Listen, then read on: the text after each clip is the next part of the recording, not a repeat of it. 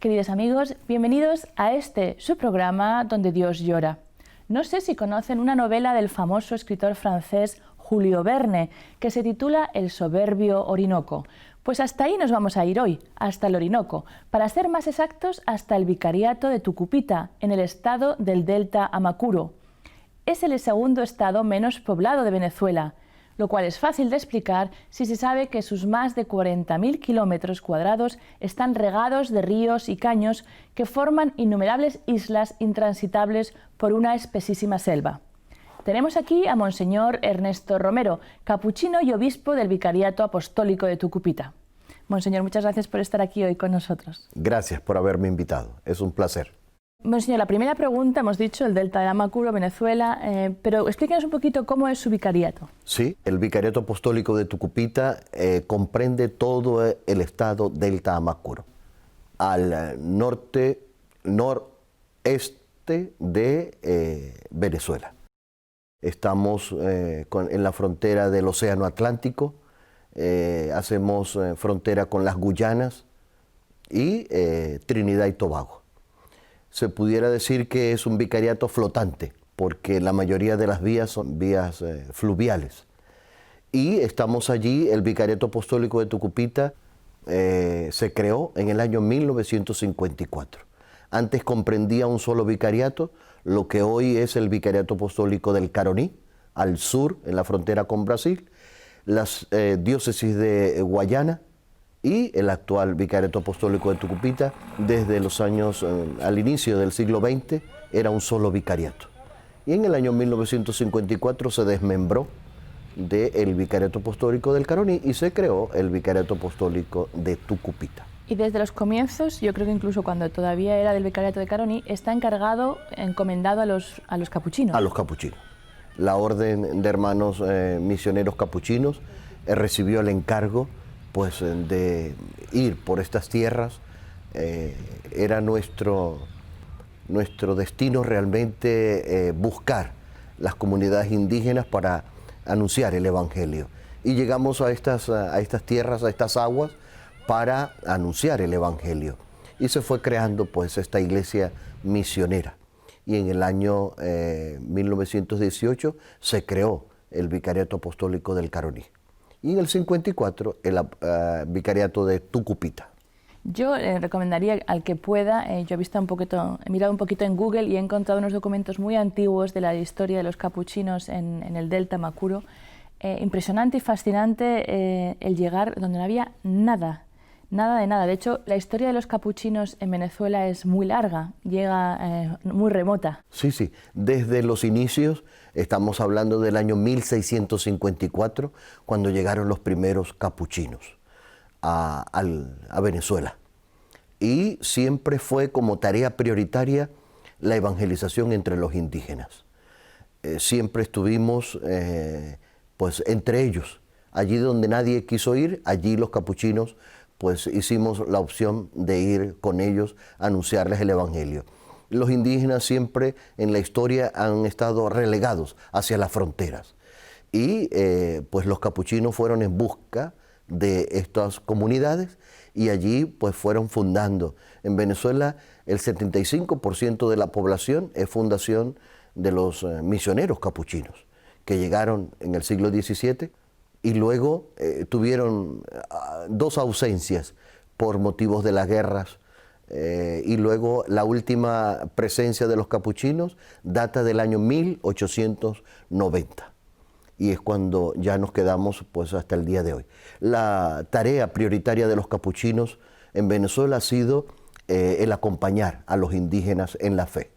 En estos momentos, además del vicariato de Tucupita, hablando de los capuchinos, ustedes también tienen otro vicariato justo al otro lado del país, ¿no? En la frontera con... En la frontera con Colombia. Sí, era el vicariato apostólico de Machiques, y hace 7 años ese vicariato pues hizo una diócesis. Se creó la diócesis de Machiques. Ha sido una iglesia muy trabajada y gracias a Dios pues han despertado vocaciones a la vida religiosa, a la vida sacerdotal, y cuenta con más de 20 sacerdotes nativos, y hace 7 años se creó la diócesis de Machiques, y el primer obispo es Monseñor Alfonso Guerrero, capuchino también. Pero allí hemos estado los capuchinos desde el año 40, 45, cuando se creó este vicariato apostólico de Machiques. Yo soy nativo de allí, de Machiques. Por eso le pregunto, sí. Sí. De un lado del país al otro lado. Al otro extremo, ¿no? El oriente del país. Yo cuando tuve la gran suerte de visitar Tucupita hace unos años y conocí realmente a un padre capuchino como el padre Damián del Blanco. Damián del Blanco. Impresionante la vida y el amor que él tenía por esos pueblos indígenas que él, por lo que yo escuché, no podría por supuesto saberlo, pero hablaba guarao, el idioma de los indios guarao, de los indígenas que viven allí, y el padre Julián Labaz. Julio Lavandero. Julio Lavandero, perdón, sí. Ciertamente estos hombres son increíbles, ¿no? Han sido realmente hombres de Dios que han llegado para quedarse y vivir en medio de los indígenas. Han amado esta cultura, se han quedado allí, han aprendido su lengua y han estudiado pues toda su cultura, su religión, sus tradiciones y costumbres. Y sobre todo han rescatado para el resto de la sociedad pues estas tradiciones culturales, esta lengua, la gramática guarao. Estos capuchinos realmente han sido extraordinarios. Su entrega, su testimonio. El padre Damián del Blanco murió en Caracas y pidió ser pues sepultado en medio de las comunidades indígenas guarao en Navasanuca, allí en el vicariato apostólico de Tucupita. Le han querido mucho, le recuerdan mucho, porque fue un hombre amigo de los guaraos. Fue un hombre que no solamente se interesó por su cultura, sino también por la humanidad, ¿no? Por esta gente que no solamente les ayudaba, sino que compartía las penas, los sufrimientos y las alegrías también con estos pueblos. Luego también me acuerdo mucho de la comunidad de hermanas, también capuchinas que había allí, ¿no? Las hermanas terciarias capuchinas de la Sagrada Familia han trabajado con nosotros desde siempre en el vicariato apostólico, primero del Caroní, que tenía la sede en Upata. Allí era la sede. Allí estuvieron las hermanas terciarias capuchinas trabajando con nosotros, aún siguen allí en un colegio, y luego en Tucupita y en la comunidad de San Francisco de Guayo. Allí están las hermanas también, increíble su entrega, su labor, su presencia, su cariño a los guaraos. Y su alegría, yo me acuerdo. Y la alegría, por supuesto.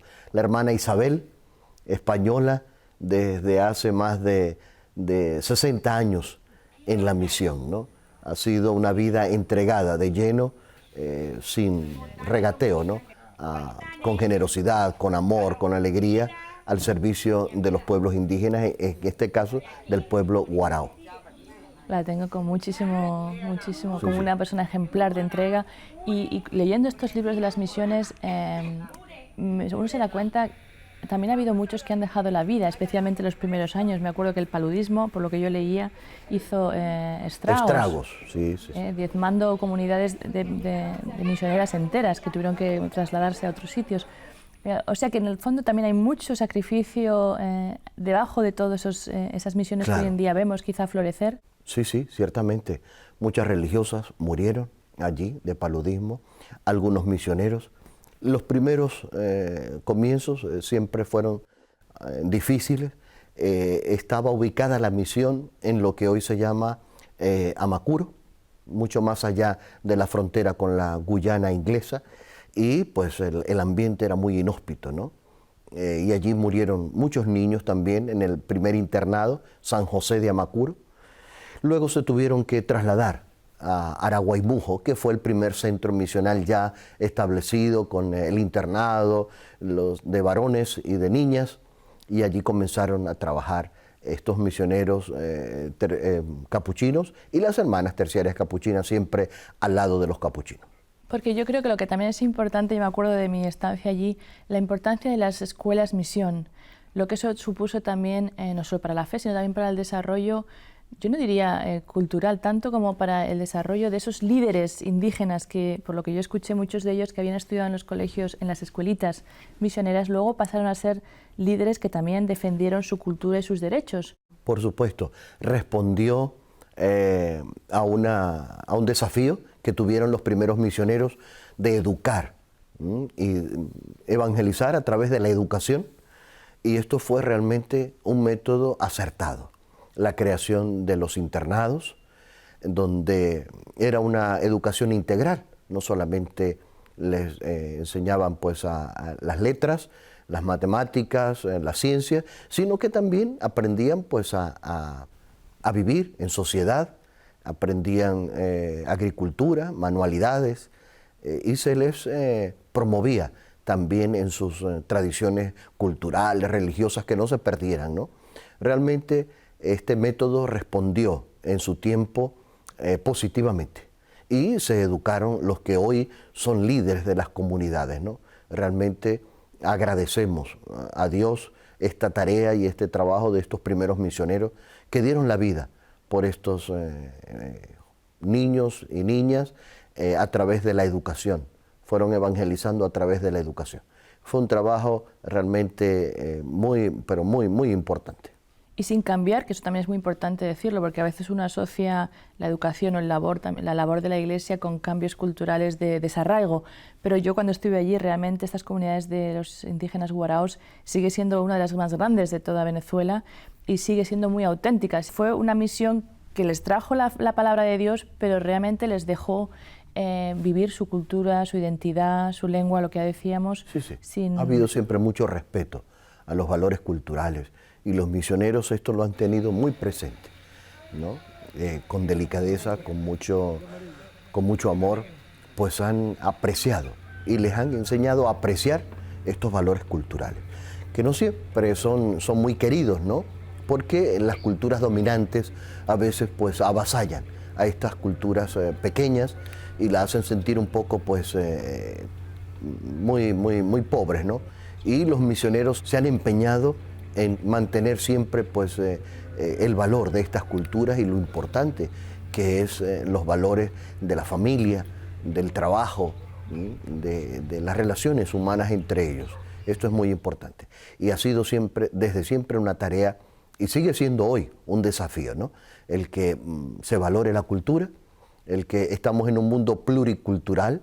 No se trata de ver cuál es la cultura que mejor responde o la más perfecta, se trata de valorar, ¿no? Todas las culturas y ver que entre todos podemos construir un mundo mejor al servicio de la humanidad.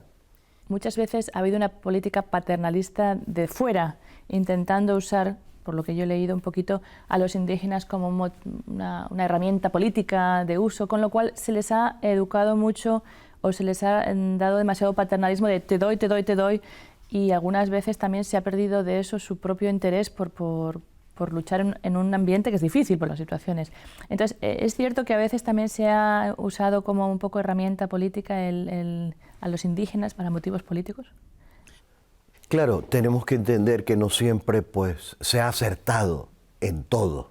Algunos errores, algunas dificultades hemos tenido en la tarea evangelizadora.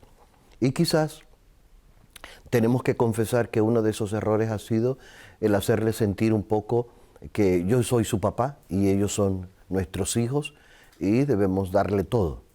Pero no en todo ha sido pues esa actitud. Los capuchinos hicieron una gran tarea con los indígenas en este campo del trabajo. Iniciaron la siembra de maíz, la siembra de arroz, y tenían un aserradero. Y pues esto creó muchos puestos de trabajo. Hubo trabajo para los indígenas, y ellos mismos aprendieron a valorar la poca tierra que tienen para sembrar.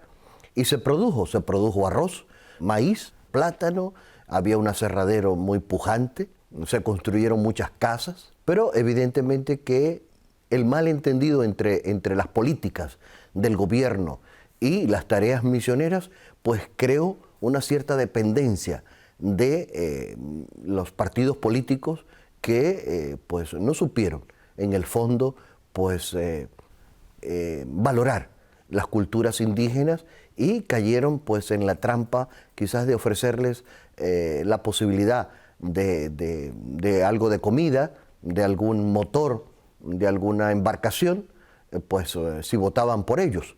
Y esto fue creando una dependencia realmente de los partidos políticos, no quizás de la política, pero sí ciertos partidos se aprovecharon de estos pueblos y dejaron, por así decir, la siembra del arroz, dejaron la siembra del maíz para dedicarse pues a cultivar la política, la mala política diría yo, ¿no?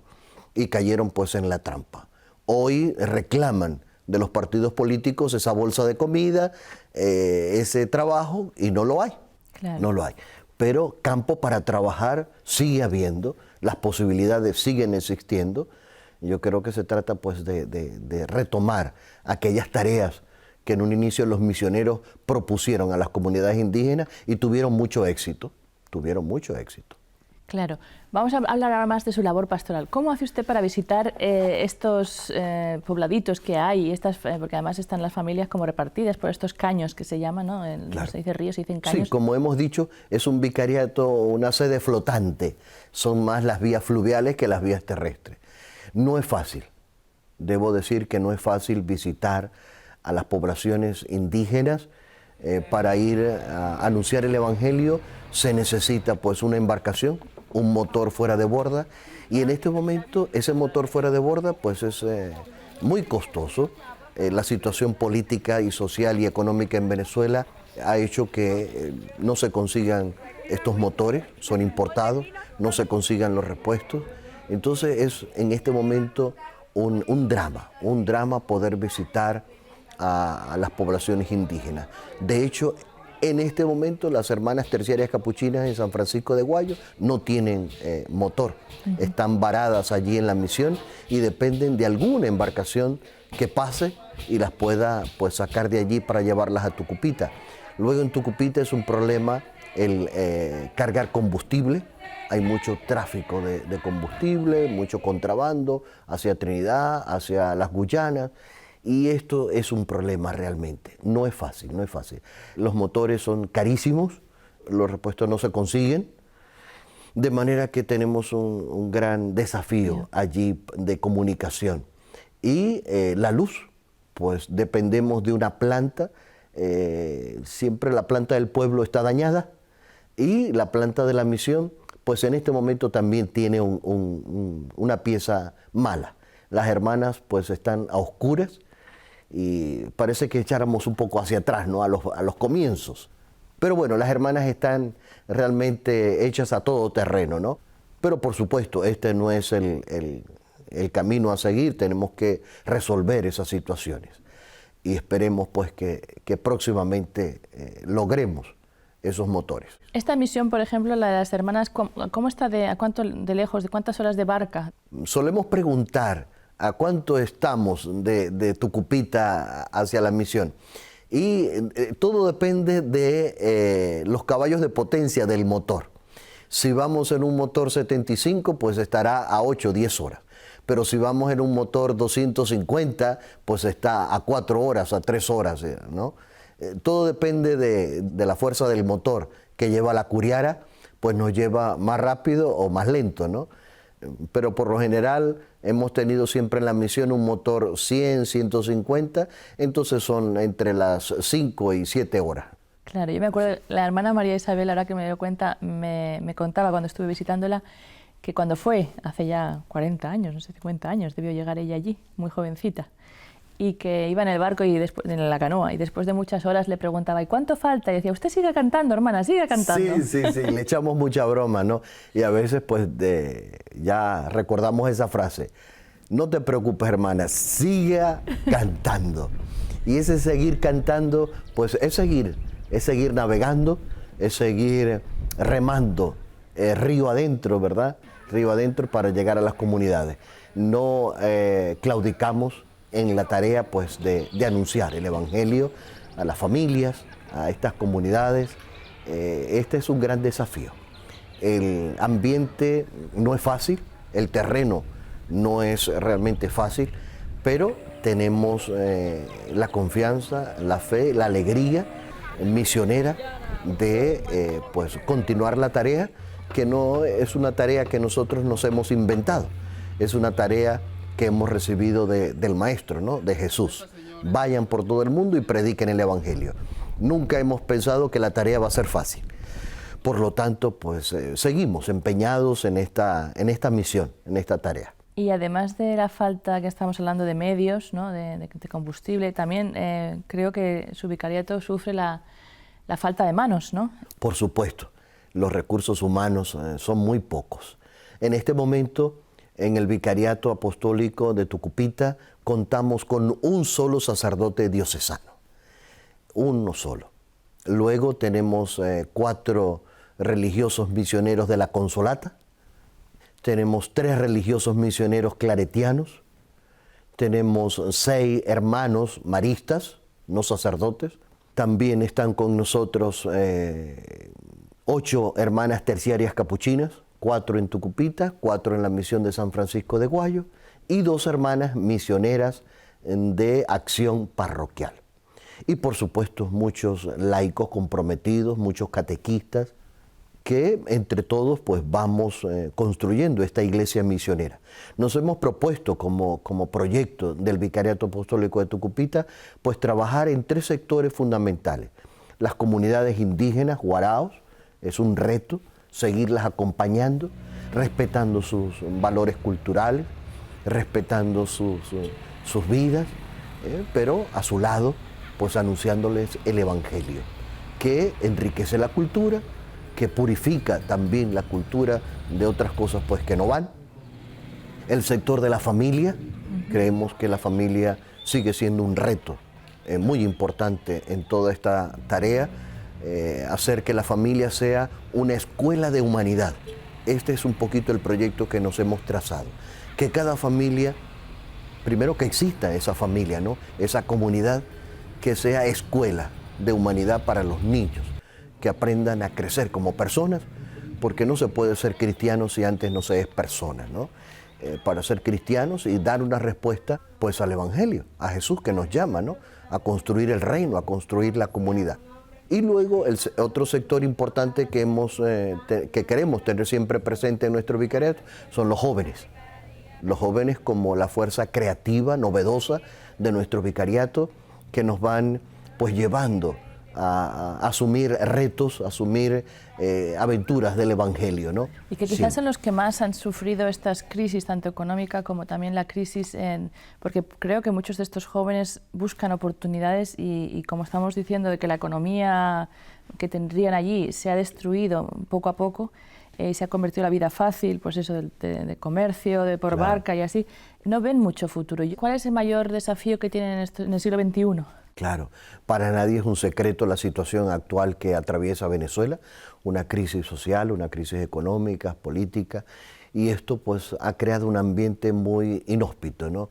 Los jóvenes no se han sentido realmente a gusto en sus lugares de estudio, en sus pueblos, no ven que hay posibilidades para crecer, para asumir retos. Pareciera que todo se oscurece y han tenido que salir a buscar pues otros destinos en otros países. Pero también tenemos un gran problema que se han creado entre la mayoría de los jóvenes, en las poblaciones más grandes, en las ciudades, pues una especie de incomodidad, de inconformismo de los jóvenes, y esto ha creado grupos delictivos, pues que han tomado las armas, que han tomado el camino de buscar los recursos a través de los asaltos, de los secuestros. Sí, esto es un problema muy grave, pero no es la mayoría de los jóvenes, no es la mayoría de la población, pero por supuesto que esto incomoda y esto hace que no vivamos un ambiente de seguridad que es propicio para poder desarrollarnos, para poder vivir, estudiar, trabajar. Un ambiente de inseguridad crea caos, crea angustia, crea desasosiego, ¿no?, en la población. Los jóvenes en mi vicariato apostólico quieren asumir los retos, pero la pobreza, la miseria, el hambre, el no conseguir empleos, el no conseguir pues lo necesario para vivir honestamente, pues hace que hayan tenido que emigrar a otros países. Y en este momento pues hay una fuga de talento joven en Venezuela que quizás ahora no lo sentimos, pero que lo vamos a sentir dentro de unos cuantos años, ¿no? Cuando pues estos jóvenes nos hacen falta, realmente para construir entre todos una civilización del amor. Y ahí vamos a seguir, se nos ha acabado el tiempo, Monseñor, casi de golpe, porque es muy interesante escuchar todos estos desafíos, pero este sitio maravilloso, en el que yo lo recuerdo como un lugar precioso en el mundo, el Delta Macuro. ¿Qué es lo que podemos hacer nosotros allí donde estamos por su vicariato, por apoyarle en su labor de pastor? Como dice el Papa Francisco, mucha oración, ¿no? Mucha oración por nosotros que estamos allí respondiendo con mucha generosidad, con mucha alegría a la invitación de Jesús de anunciar el Evangelio. Queremos ser esa iglesia misionera, con conciencia misionera, de ir al encuentro de los indígenas sobre todo, de ir al encuentro también de la población criolla. Queremos ser esa iglesia que anuncia el Evangelio y que es coherente y testimonio de vida generosa, de vida en el amor, en la misericordia, en la bondad. Necesitamos, por supuesto, orar por las vocaciones a la vida religiosa, a la vida sacerdotal, para ir acompañando a tantas comunidades que necesitan pues, de estos laicos comprometidos, catequistas, sacerdotes, religiosas, que animen, que fortalezcan la fe que se ha recibido como don. Y por supuesto, todas las ayudas que podamos recibir, sobre todo en el plan de los medios de comunicación, ¿no? Embarcaciones. Hacen falta pues, estos lugares también para la catequesis, para el encuentro y celebrar la palabra, capillas que pudiéramos hablar, ¿no? Pero sobre todo necesitamos pues, ese acompañamiento de todos para, con alegría, con entusiasmo y con gozo, continuar la tarea mandada por Jesús. Muchas gracias, Monseñor. Siempre a la orden. Dios les bendiga. Y muchas gracias también a ustedes, queridos amigos, por haber seguido su programa Donde Dios Llora. Si desean ayudar al vicariato de Tucupita o cualquier otra parte de Venezuela, no duden en contactar con la dirección que van a ver ahora, al final, en su pantalla. Muchas gracias, que Dios les bendiga y hasta la próxima semana.